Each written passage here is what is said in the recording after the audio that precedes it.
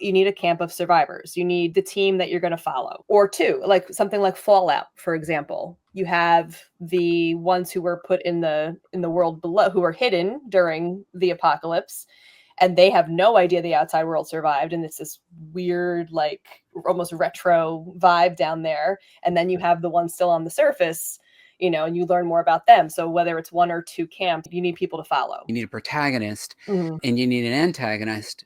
You need some sort of devastation of the world or a city or something to, have to survive in. I'm with you. Talk to me a little bit about why you need that, though. Because that also gives the protagonist, a goal to achieve. Even though it's desolation, they have to find some way to get by and have hope for the future. And so I think this goes for story and art. What we find fascinating is what artists want to draw, which is cool stuff. And if you don't give them cool stuff to draw, it's just people standing around talking about how they've released a plague. That's not fun. So devastation equals visual excitement. I'm gonna jump in here. I'm gonna say that the threat has to be constant. It has to feel relentless. Even when you give them a moment of hope, you have to just crush their dreams. Always need a threat. Okay.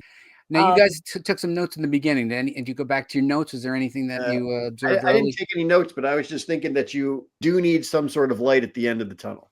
Even when you think there's no hope left, that's what makes people want to come back, because the relentlessness of that is really dour.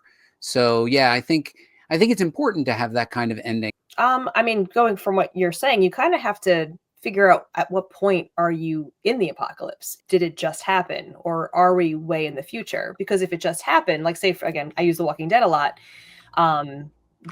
fresh zombies versus crusty older zombies. Like there's a difference in that look. Make it look cool.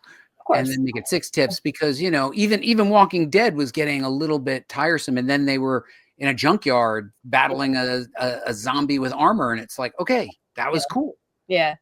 I honestly feel that post-apocalyptic stories are so popular these days because people watch and think about how this would break them free of their current real lives, even for the worse.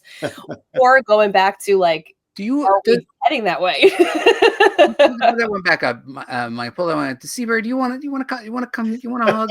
You need some therapy with us. Come on, therapy. I think he wanted a dog too in one of his other comments. I feel like Seabury's feeling a little blue and a little gloomy. Okay, let me switch real quick. So the two of you have done a great job in your homework assignment. We have given people 6 tips, and I think we should be very happy with what we accomplished.